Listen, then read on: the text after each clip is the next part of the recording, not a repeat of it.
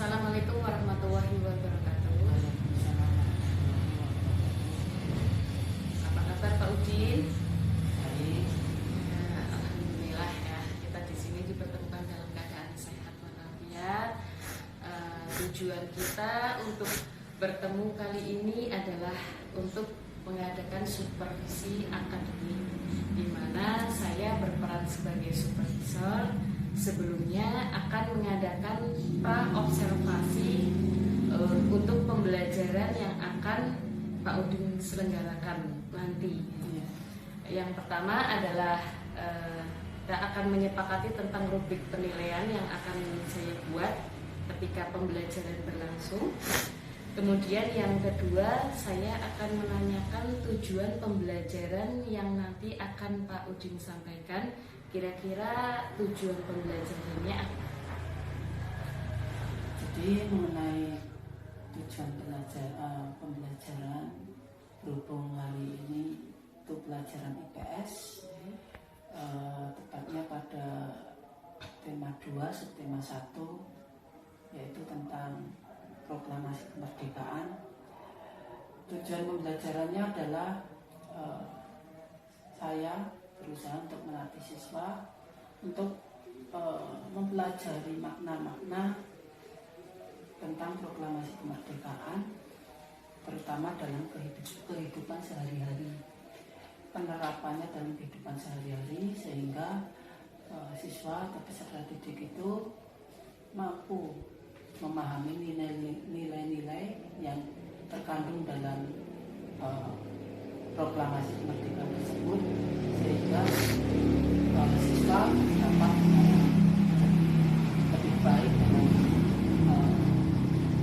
kehidupan bernegara. Tadi tentang proklamasi, Pak. Sebenarnya apa itu? Iya. Kira-kira dalam tujuan pembelajaran tersebut, area pengembangan yang ingin dicapai oleh Bapak dalam pembelajaran nanti apa saja, Pak? Ya, mungkin nanti saya akan mulai dari membawa sarana untuk mengajar, yaitu bendera merah putih.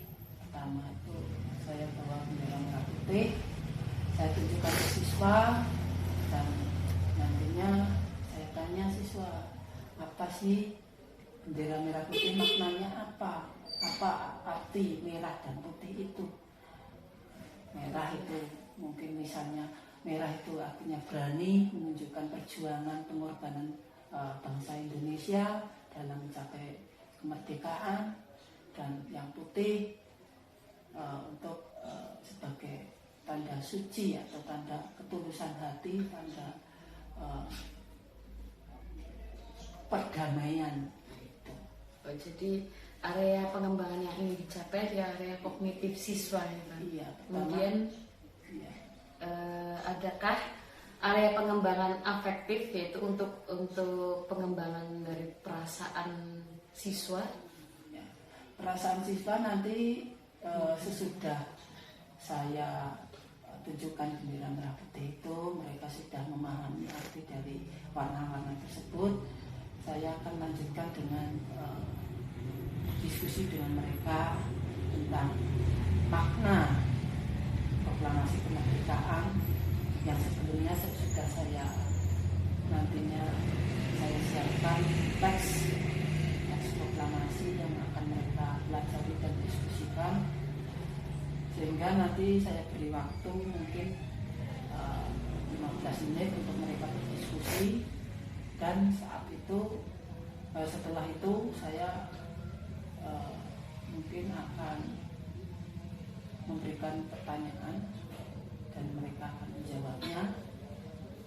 Syukur-syukur mudah-mudahan nanti kelompok lain, kita kan berkelompok ya Pak, nanti mudah-mudahan ada kelompok lain yang merespon dari pertanyaan saya tersebut untuk menjawabnya. Jadi tidak saya yang jawab dulu, tapi kelompok lain, supaya terjadi pembelajaran yang efektif, yang aktif.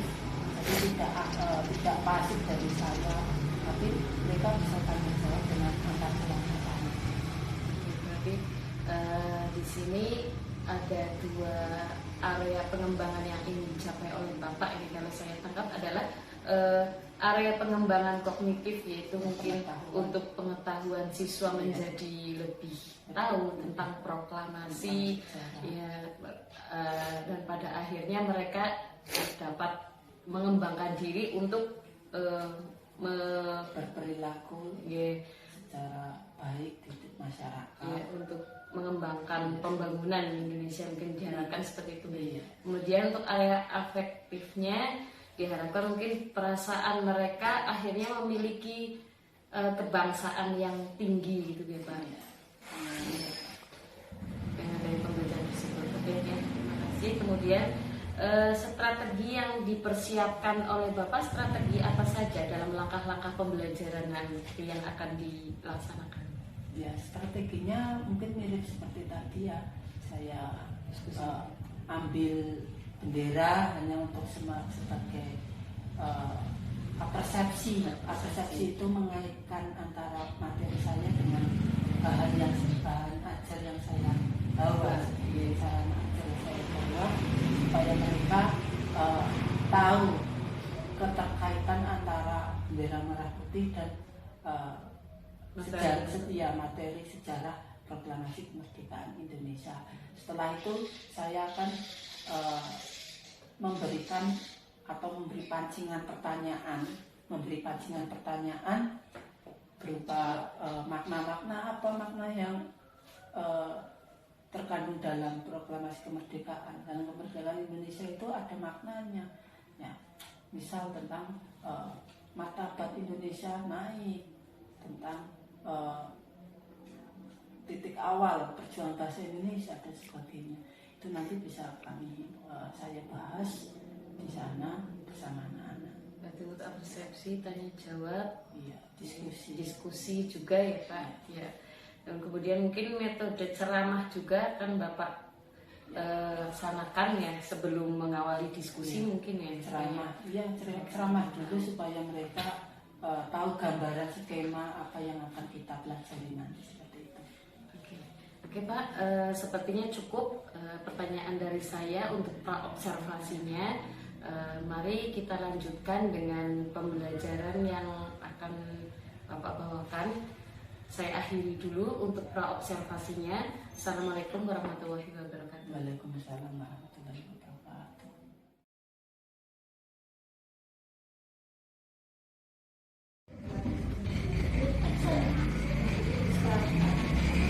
Kita duduk, siap dan berdoa mulai.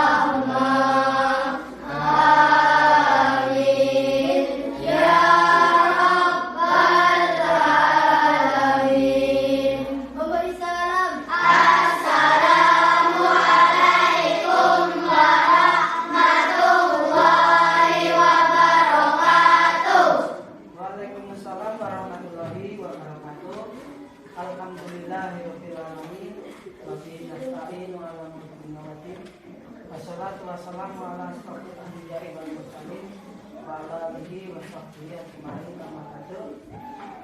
Pertama-tama marilah kita panjatkan puja dan syukur kehadirat Allah Subhanahu wa taala yang telah melimpahkan rahmat dan hidayahnya kepada kita sehingga kita bisa kembali lagi bertemu di pagi hari ini dengan keadaan sehat tanpa ada masalah apapun, baik itu dalam urusan dunia kita maupun dalam urusan agama kita. Tak lupa salawat serta salam semoga selalu tercurahkan kepada junjungan kita Nabi Agung Nabi Muhammad SAW serta para sahabat dan mereka yang mengikutinya dalam kebenaran sampai hari kiamat. Mudah-mudahan kita semua mendapatkan syafaat beliau di hari kiamat nanti. Selamat pagi anak-anak. Sudah sarapan? Kita sudah selayaknya itu sarapan pagi supaya tubuh kita tetap sehat, tetap bugar. Jadi makanan itu atau sarapan itu nanti kita bisa pergunakan sebagai energi kita untuk belajar pada pagi hari ini sampai nanti pelajaran selesai. Dan pada pagi hari ini Pak Guru akan menjelaskan tentang kegiatan kita, yaitu kita belajar pelajaran IPS ya. Kita pelajaran hari ini IPS yaitu masih seputar tema ya, di tema. Tema kamu bisa lihat di halaman 2, semua coba dilihat halaman 2. Dan di sini Pak Guru membawa sesuatu. Tentu kamu tidak asing dengan benda ini ya.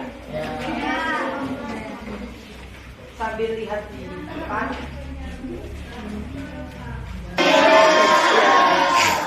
Kamu pasti sudah kenal dengan bendera ini. Di atas merah, di bawahnya putih. Kira-kira bendera ini itu pertama kali yang menjahit siapa?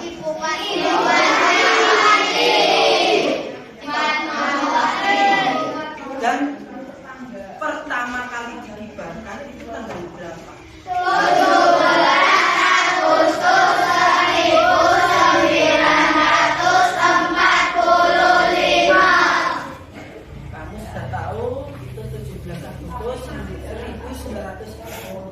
1945 adalah hari kemerdekaan Indonesia.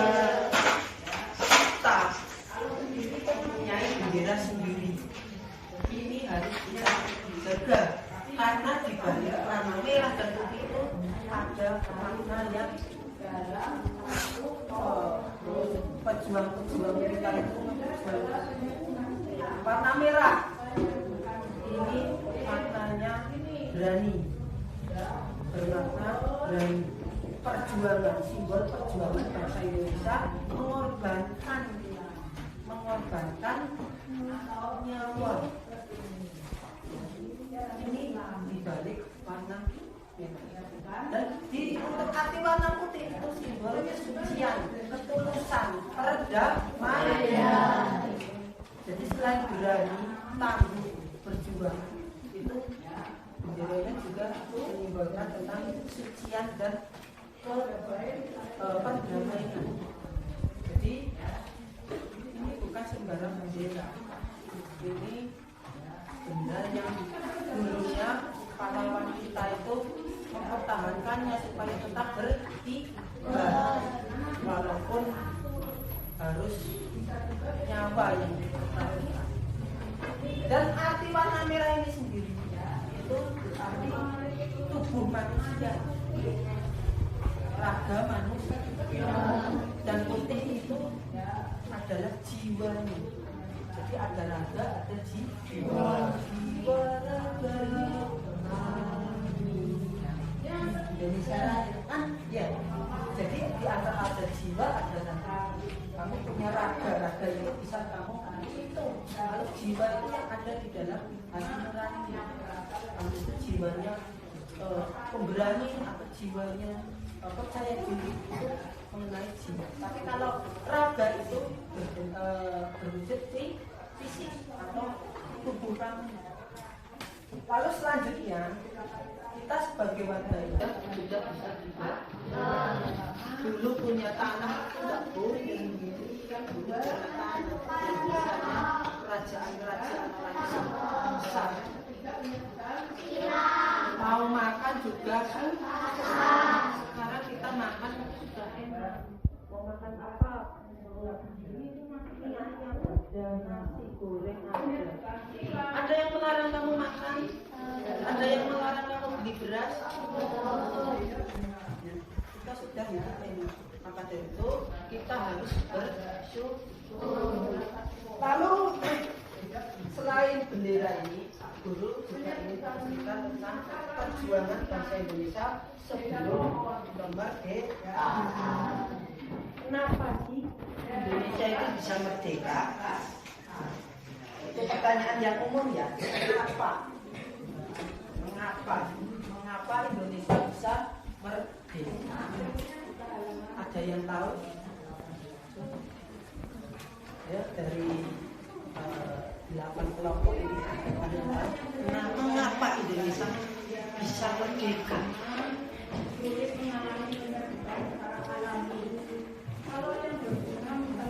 Pak Guru kasih tahu. Pada tanggal 6 Agustus 1945, Jepang dan Amerika itu sedang berperang. Blok Barat dan Blok Timur. Nah, setelah itu Amerika melepaskan atau menjatuhkan bom atom di kota Hiroshima pada tanggal 6 Agustus 1945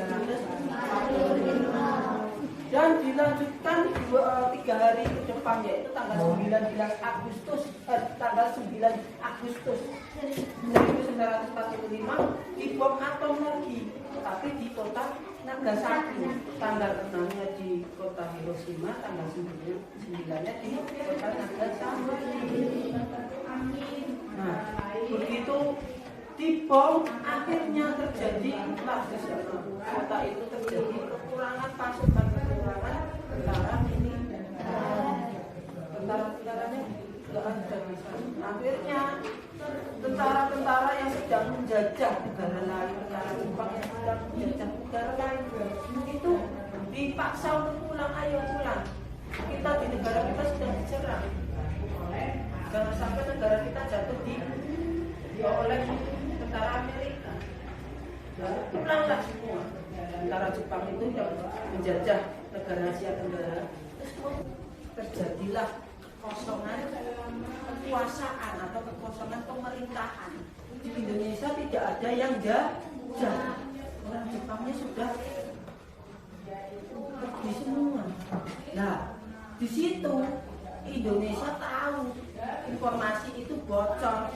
Informasi itu bocor. Kenapa? Karena Indonesia waktu itu mempunyai radio ya, bahwa kota Hiroshima dan Nagasaki dan atom oleh itu. Maka dari itu tentara militer Jepang mau tidak mau harus meninggalkan daerah jajahan. Setelah meninggalkan daerah jajahannya, ada rakyat kita, masyarakat ada golongan muda dan golongan tua. Para pemuda itu mengetahui bahwa Jepang telah kalah, itu berusaha membujuk Bapak Insinyur Soekarno dan Hatta untuk segera memproklamasikan kemerdekaan Indonesia. Mumpung selagi Jepang tidak ada, kita harus segera mengambil alih pemerintahan. Kita harus segera merebut pemerintahan. Saat itu Muhammad Hatta tidak setuju. Kenapa tidak setuju? Karena itu nanti akan menimbulkan jiwa yang banyak. Kenapa? Karena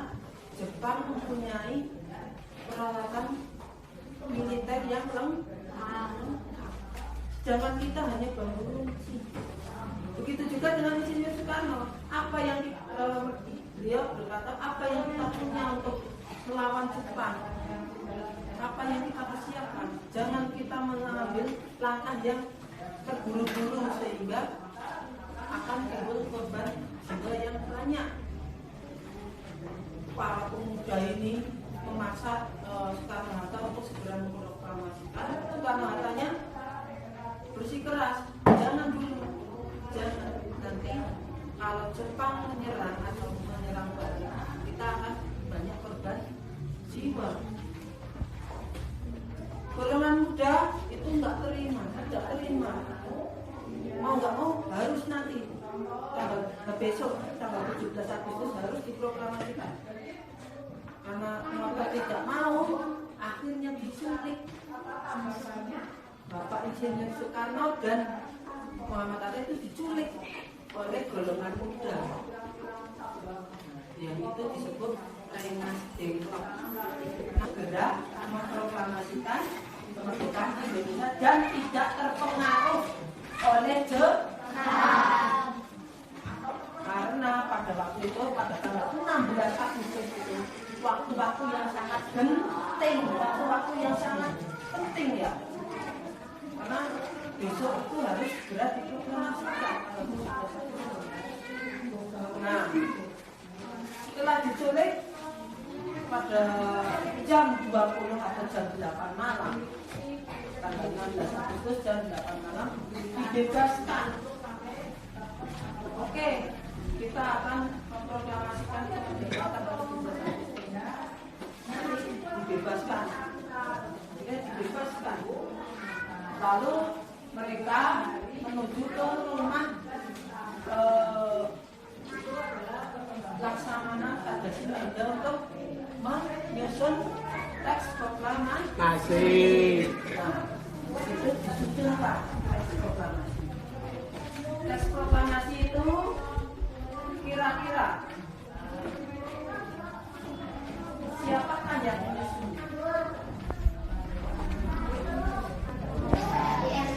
Hatta dan Albert Soekarno. Yang sudah pernah baca atau yang pernah tahu siapa? Mbak Maya, Mbak Maya.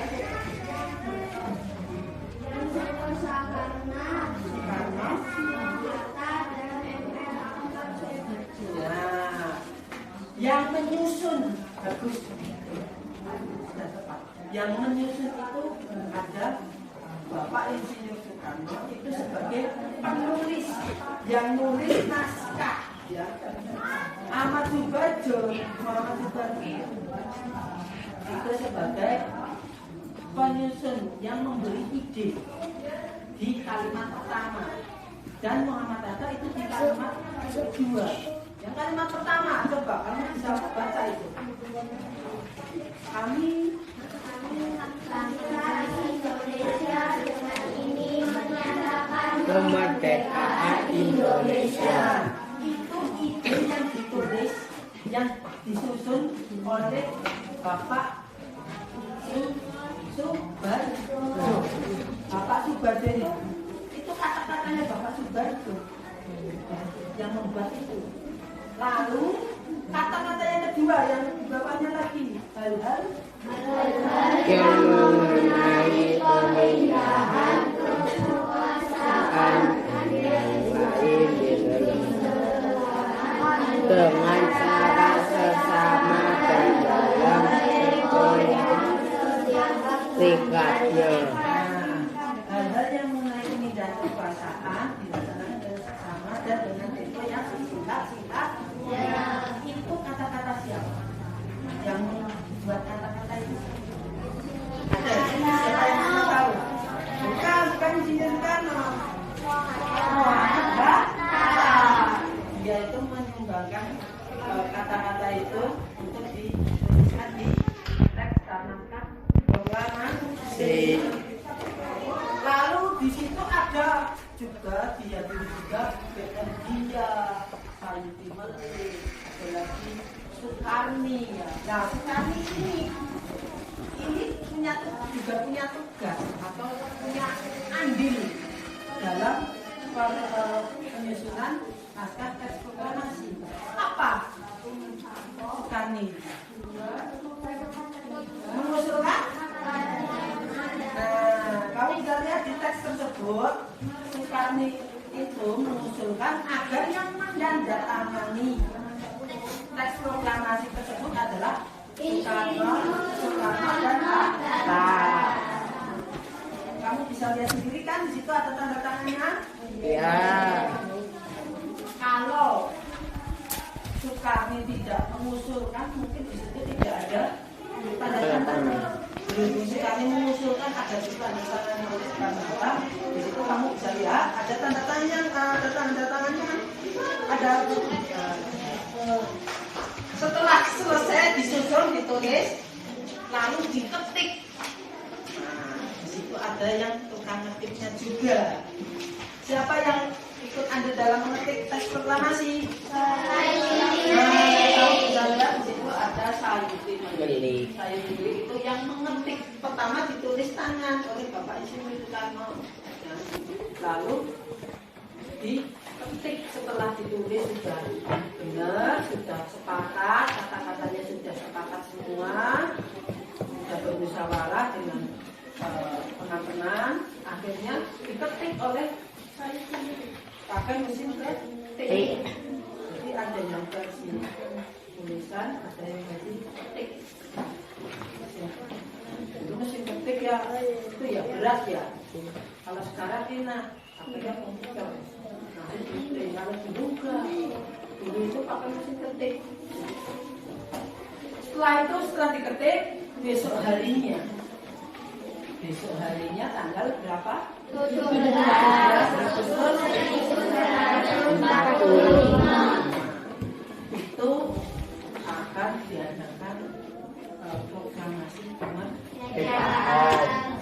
Kira-kira di mana proklamasi kemerdekaan dilaksanakan? Jalan Pegangsaan nomor 56 telah hadir.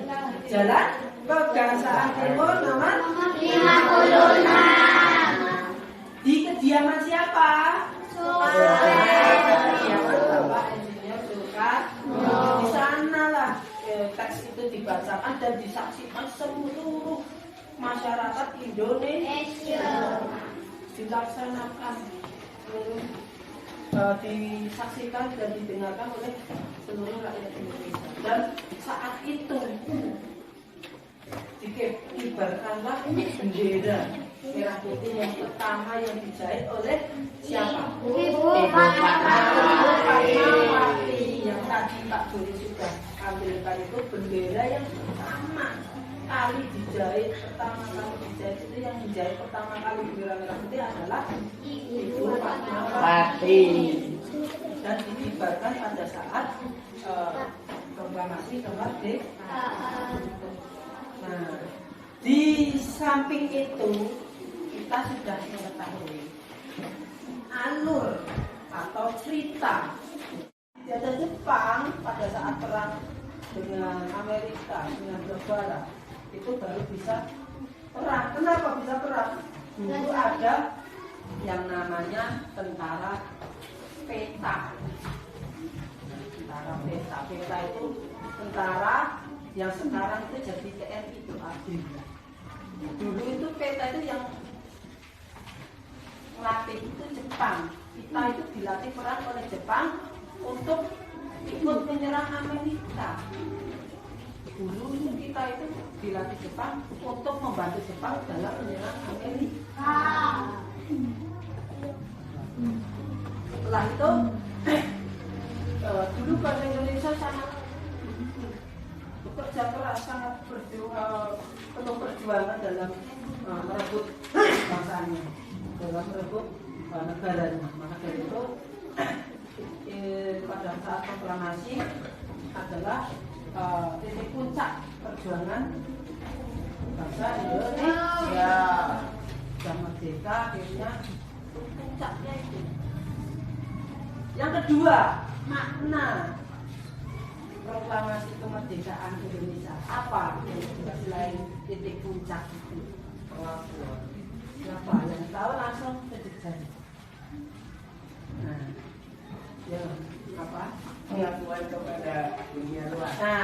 pengakuan kepada dunia luar atau de jure. De jure itu pengakuan pada dunia luar.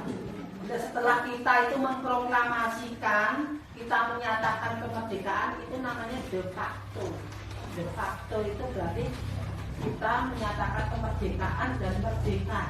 Itu pernyataan kita sebagai warga Indonesia. Ini loh, aku sudah merdeka. Sekarang tinggal kalian negara-negara lain mau mengakuinya tidak. Nah, setelah mau mengakui itu namanya de jure. Ya. Itulah kenapa sih negara yang merdeka itu harus diakui negara lain supaya bisa menjadi kerjasama.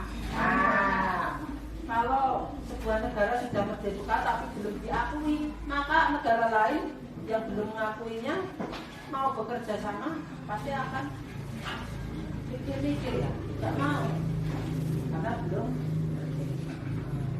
diakui oleh negara lain. Yang ketiga siapa? Nah, Mbak Naya. Nah, menaikkan martabat bangsa. Dulu itu kita disebut negara yang terjajah ya. Bangsa yang terjajah. Setelah kita merdeka, martabat kita akan naik. Nih, kita. Di sini Pak Guru ada tugas untuk kalian. Setelah Pak Guru sudah jelaskan dari awal, yaitu perjuangan bangsa Indonesia dalam merebut kemerdekaan, ini kamu tuliskan apa sih makna kemerdekaan Indonesia itu bagi kalian di kehidupan sehari-hari. Kamu bisa tuliskan di kertas yang akan Pak Guru berikan. Paham?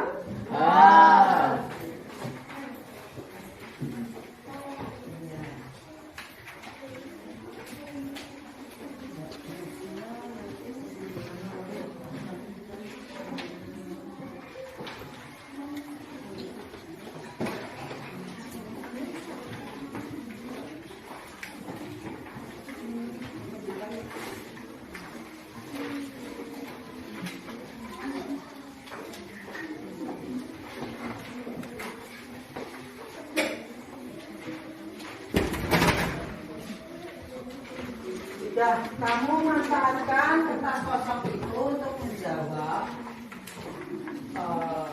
makna-makna yang kamu ketahui. Apa sih makna yang kamu ketahui tentang kemerdekaan Indonesia? Mengajarkan kita untuk apa sih? Kalau kita tadi sudah tahu kan, satu menjunjung titik puncak perjuangan bangsa Indonesia. Yang kedua, pengakuan kepada dunia. Tiga, bangsa. Yang keempat, Perjuangan sebagai negara baru. perjuangan sebagai negara baru. Yang kelima, Tonggak sejarah negara Indonesia. tonggak sejarah negara Indonesia. Nah, sekarang tugas kamu berdasarkan kelima makna tersebut, apa sih yang sudah saya lakukan di kehidupan sehari-hari saya dalam rangka menghargai dan memaknai kemerdekaan Indonesia. Ditulis di situ minimal 3 ya. Tulis ya.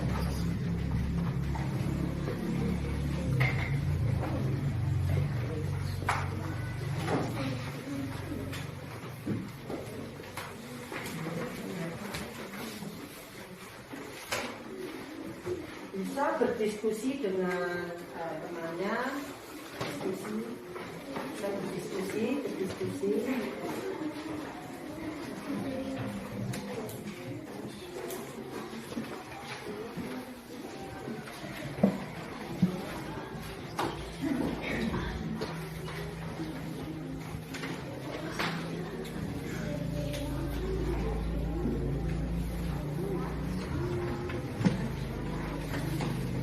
Jika ada pertanyaan bisa ditanyakan.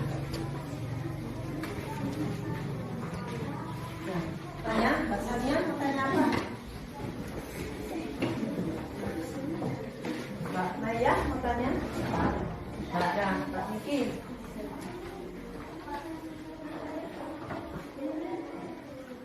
makna. Kamu bisa lihat di situ ada 5 makna ya.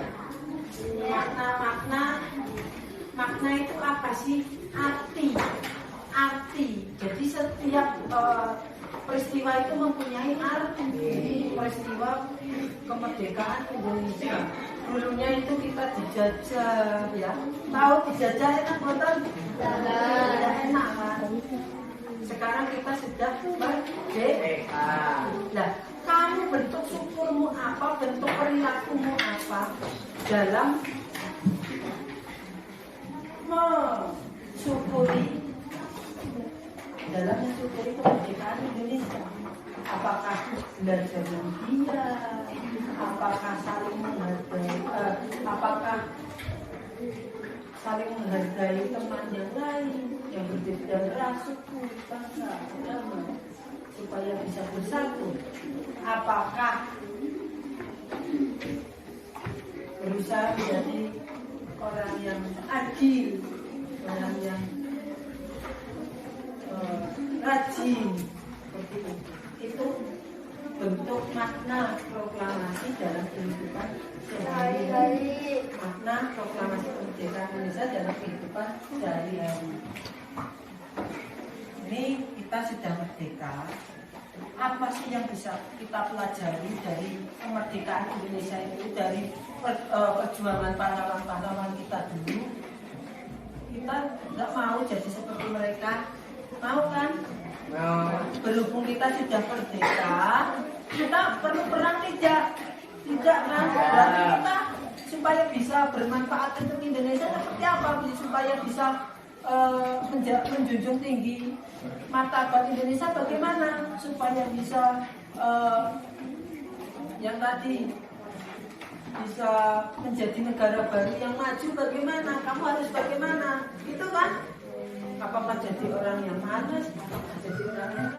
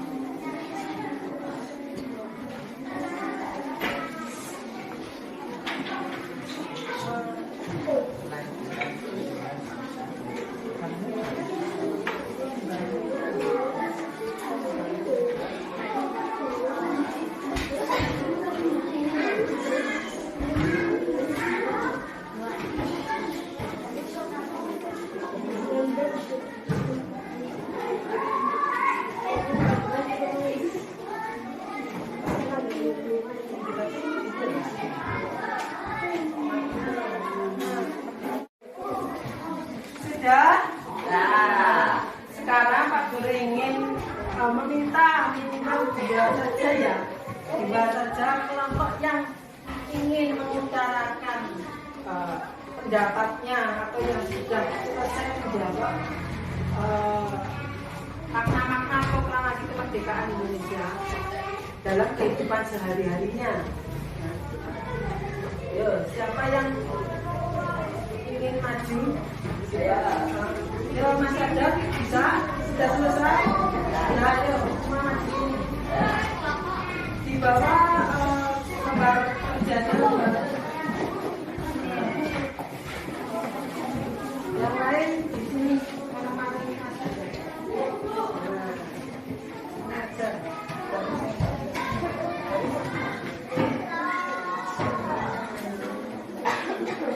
Ya, Mas Adam coba dibaca hasil makna proklamasi kemerdekaan.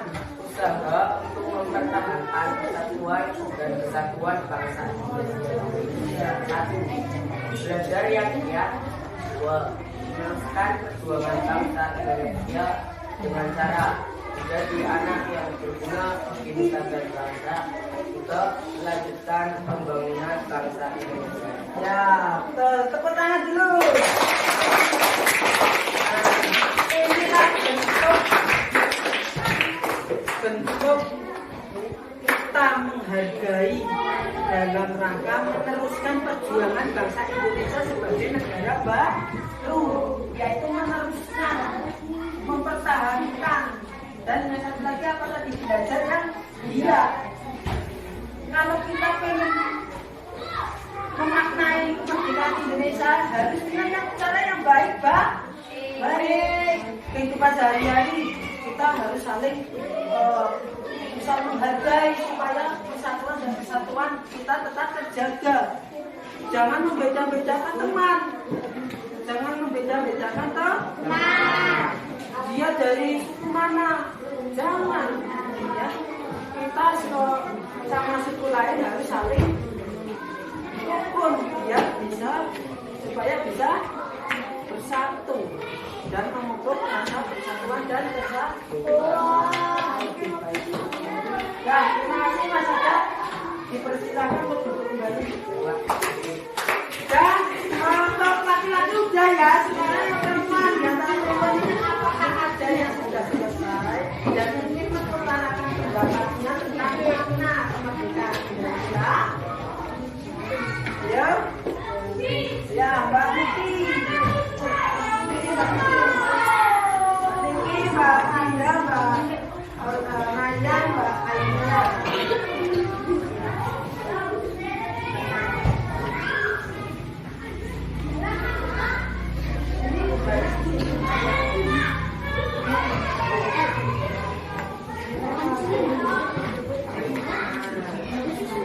Coba kita dengarkan apa bentuk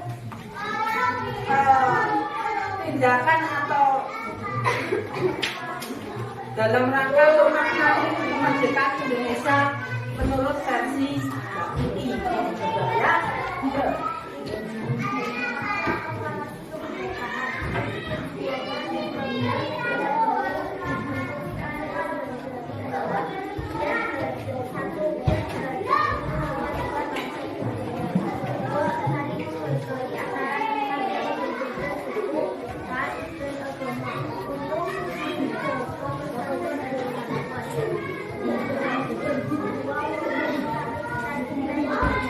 Nah, bagus itu ya, ada belajar yang giat supaya apa? Kalau kita belajar yang giat, kita akan menjadi orang yang berprestasi. Kita jadi orang berprestasi, kita secara tidak langsung akan membuat negara kita akan tinggi martabat di mata negara lain dan memajukan negara kita sendiri. Terus yang kedua, menghargai teman.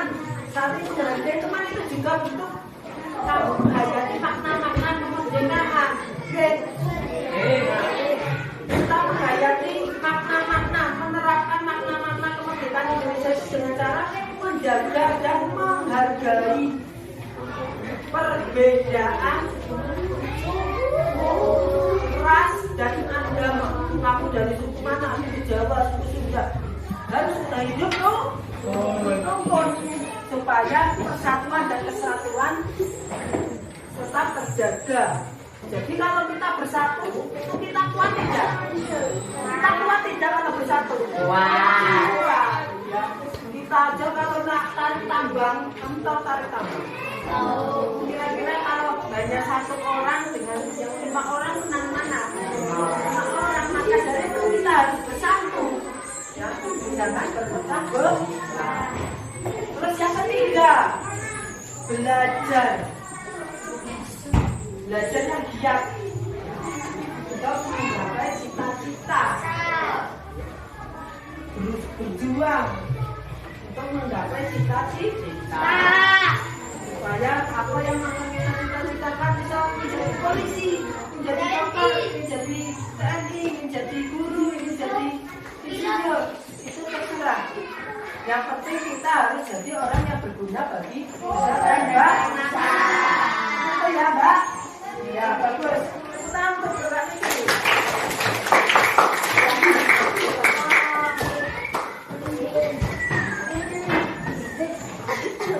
Nah, sekarang kita sudah tahu betapa kerasnya perjuangan kita. Kita sudah menemukan makna-makna yang kita tahu bersama-sama dari makna perjuangan bahasa Indonesia dalam kemerdekaan Indonesia ya. Sekarang kita kerjakan tugas halaman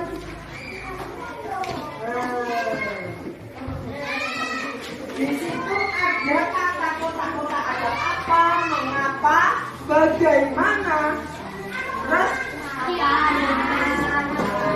apa, dan di sudah ketemu tabel kota-kota itu.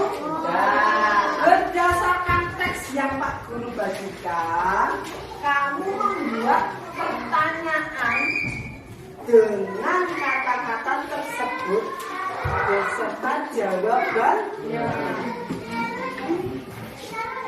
Sudah pasti nanti cepat kamu.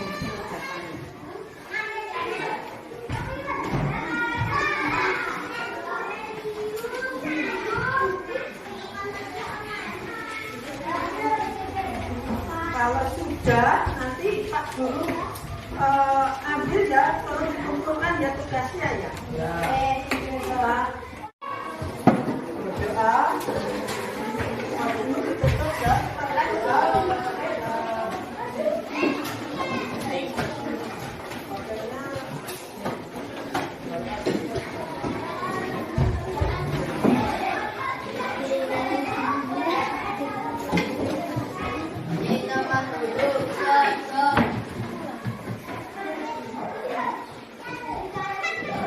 Berdoa mulai.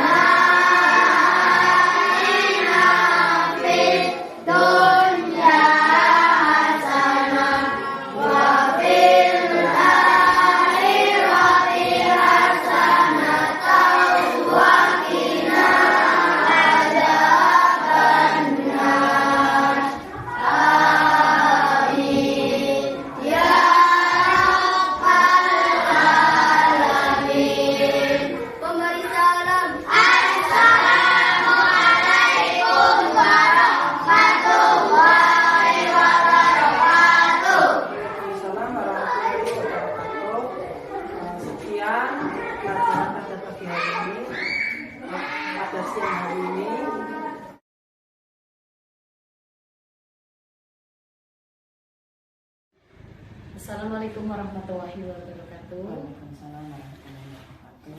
Ya, kita bertemu lagi ya Pak Udin dalam pasca observasi yang tadi sudah saya laksanakan bersama Anda ketika melaksanakan pembelajaran tentang proklamasi kemerdekaan Indonesia. Nah, dari hasil catatan saya ada beberapa catatan refleksi dari saya, yaitu yang pertama, Pak Udin sudah baik dalam melaksanakan pembelajaran atau sebagai pemimpin pembelajaran, yaitu yang pertama memulai pelajaran dengan berdoa, kemudian juga mengadakan absensi, menyapa siswa sebelum pembelajaran, kemudian Pak Udin juga sudah membawa media pembelajaran tadi berupa bendera ya Pak. Kemudian metode ceramahnya juga masuk menceritakan tentang perjuangan bangsa Indonesia. Kemudian untuk siswa selain mendengarkan penjelasan dari Bapak juga diminta untuk membaca buku, yaitu menggali pengetahuan tidak hanya dalam satu sumber, tapi juga sumbernya adalah buku bacaan tentang proklamasi kemerdekaan.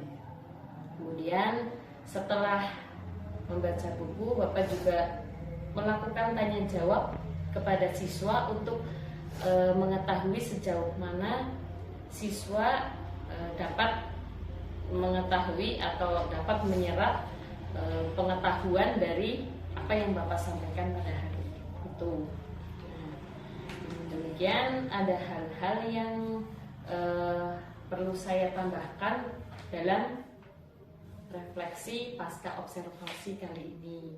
Itu yang pertama, untuk siswa mungkin Bapak bisa menambahkan untuk pembagian kelompok itu bisa digali kompetensi siswanya lewat membaca gitu ya Pak. Jadi mungkin dari Bapak hanya mengadakan poin-poin dari proklamasi, kemudian siswa mencari dan menggali pengetahuan dari buku-buku tersebut.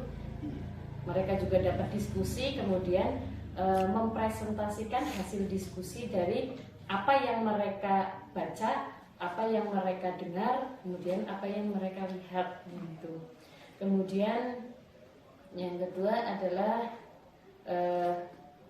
mungkin karena observasi jadi Bapak agak gugup dalam membawakan materi pembelajaran gitu ya Pak.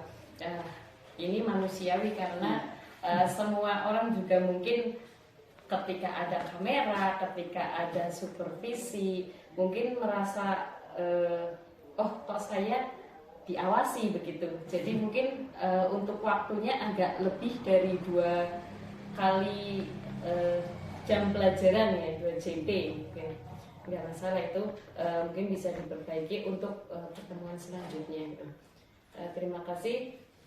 Kemudian dari penggalian potensi siswa juga, siswa tadi ada yang berani mengungkapkan pendapat, dari Bapak juga menyampaikan, memberi kesempatan kepada siswa siapa yang akan bertanya, sehingga siswa merasa nyaman dengan pemberian kesempatan yang Bapak berikan.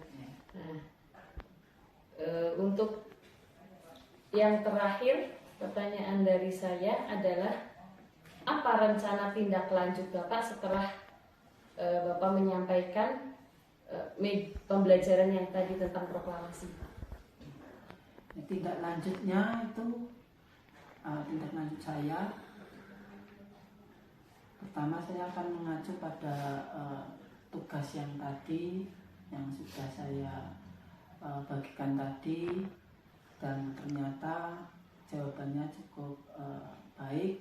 Jawaban siswa mengenai makna-makna kemerdekaan Indonesia di kehidupan sehari-hari, di situ saya lihat banyak yang menjawab belajar yang giat, saling menghargai antar teman, walaupun berbeda suku, agama, ras, itu sudah cukup baik dan sudah sesuai dengan harapan saya tentang apa yang sudah kita gali di pembelajaran ini, yaitu tentang makna proklamasi kemerdekaan Indonesia. Dan selanjutnya untuk metode ceramah saya, ya itu sebenarnya saya ceramah itu untuk memberikan gambaran kepada siswa apa sih yang akan kita nanti pelajari, sehingga siswa tahu arahnya kemana, itu tahu. Dan selain itu untuk buku atau kertas media dalam siswa menjawab pertanyaan ataupun dalam mencari referensi jawaban, itu ya hanya sekedar tambahan untuk tambahan mereka dalam menggali informasi lebih banyak lagi. Dan ceramah saya itu adalah hanya untuk mematik semangat mereka dalam menggali ilmu tentang makna-makna proklamasi kemerdekaan Indonesia itu saja sebenarnya. Untuk tindak lanjutnya mungkin berarti mengembangkan kompetensi siswa ya. Iya, mengembangkan kompetensi siswa yang tadi dipelajari, mungkin dengan melaksanakan prakteknya dalam kehidupan sehari-hari ya. Kemudian tadi tindak lanjutnya mungkin metode ceramah menuntun siswa bisa bisa diaplikasikan, mungkin divariasikan dengan metode yang lain ya Pak. Iya. Kalau hanya ceramah itu kadang siswa itu bosan, harus interaktif, aktif dalam diskusi, itu mereka akan semangat lagi untuk belajar. Ya, oke. Terima kasih Bapak. Demikian supervisi akademik pasca observasi ya. Saya akhiri, dan semoga di pertemuan kita selanjutnya ada peningkatan baik dalam bidang kepemimpinan pembelajaran maupun juga menyampaikan materi yang bervariasi dengan metode dan media. Saya akhiri untuk observasi kali ini Pak. Ya. Assalamualaikum warahmatullahi wabarakatuh. Waalaikumsalam warahmatullahi wabarakatuh. Ya. Assalamualaikum warahmatullahi wabarakatuh. Waalaikumsalam warahmatullahi wabarakatuh. Ketemu lagi Pak Udin ya, bagaimana kabarnya? Alhamdulillah baik-baik. Masih ingat dengan pembelajaran yang kemarin Bapak keluarkan kepada anak tentang apa? Masih ingat Pak, tujuan pembelajaran dari pembelajaran kemarin yang Bapak sampaikan kepada anak? Masih Tentang sikap saling menghargai, membantu, gotong royong. Itu kan temanya tema 2 proklamasi kemerdekaan Indonesia. Di situ dijelaskan tentang sejarah sebelum terjadinya kemerdekaan Indonesia. Di situ siswa saya bimbing untuk menghayati makna-makna proklamasi kemerdekaan Indonesia. Selain itu, dalam kehidupan sehari-hari bisa diterapkan sikap-sikap yang ada pada makna-makna proklamasi tersebut. Dari pembelajaran yang kemarin Bapak sampaikan, apa yang sudah berjalan baik selama pembelajaran tersebut menurut Bapak? Ya, menurut saya peran siswa aktif ya dalam diskusi itu sudah cukup baik. Mau bertanya, ada yang menjawab, dan secara percaya diri mereka mengajukan gagasannya dalam berpendapat seperti itu. Untuk cara mengajar Pak Udin sendiri, menurut Pak Udin apa yang sudah baik dalam pembelajaran yang Bapak sampaikan? Cara mengajar Bapak apa yang sudah baik? Menurut saya kalau baik ya mungkin ibu yang tahu gitu, kalau baik enggaknya. Kalau menurut saya sendiri, pendapat saya sendiri itu saya lebih nyaman mengajar ketika anak-anak itu berperan aktif, tanya jawab, berdiskusi. Jadi mereka bebas untuk menyalurkan, mengekspresikan pendapatnya dengan teman-teman yang lain dan bertanya, serta teman yang lain juga menjawab. Itu sudah, menurut saya sudah cukup. Masih dalam cara mengajar Bapak tadi ya, apa yang perlu diperbaiki atau ditingkatkan dari cara mengajar Bapak? Mungkin kedepannya saya akan lebih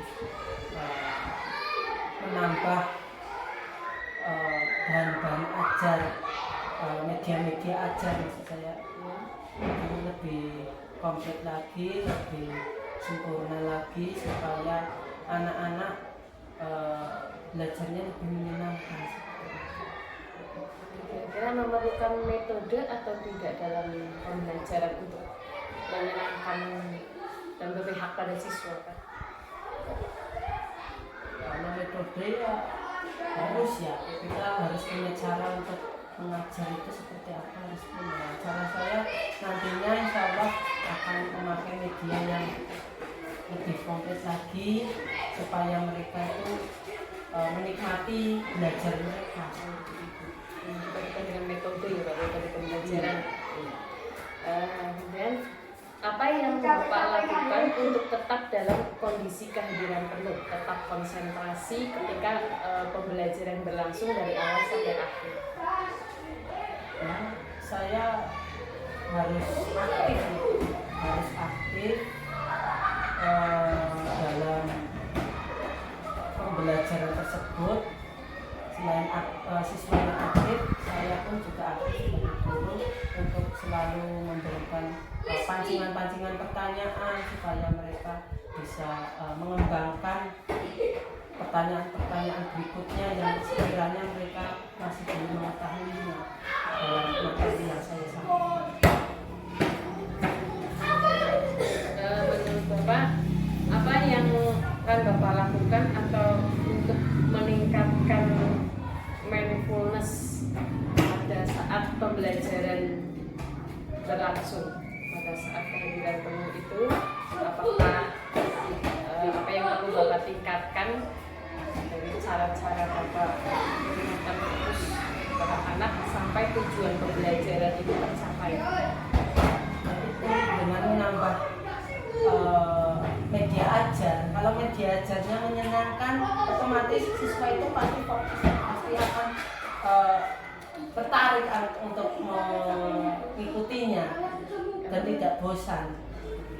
Kalau untuk mindfulness dari Bapak mengajar sendiri, fokus dulu mengajar dari awal sampai akhir. Fokus saya karena pada tujuan pembelajaran, capaian-capaiannya yang harus saya penuhi itu yang terpenting.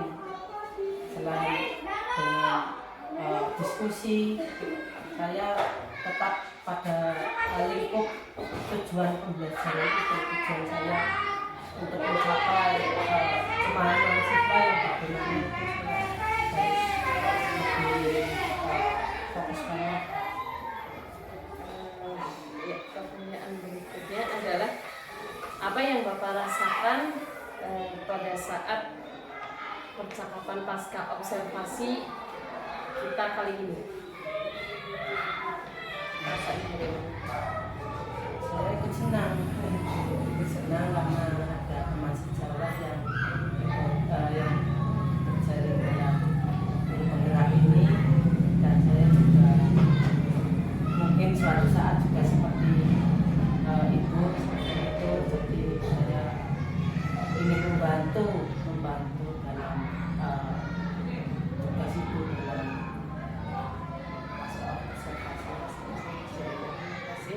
Mudah-mudahan nanti apa yang Bapak cita-citakan tercapai tercapai, kemudian bisa menjadi pemimpin pembelajaran yang sesuai dengan apa yang Bapak inginkan.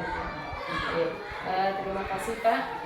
Sampai di sini saja saya akhiri proses pasca observasi kita kali ini. Semoga dengan adanya pasca observasi ini membuat kita bisa meningkatkan kompetensi kita di bidang mengajar, di bidang observasi, di bidang supervisi. Demikian ya Pak, saya akhiri. Assalamualaikum warahmatullahi wabarakatuh. Waalaikumsalam.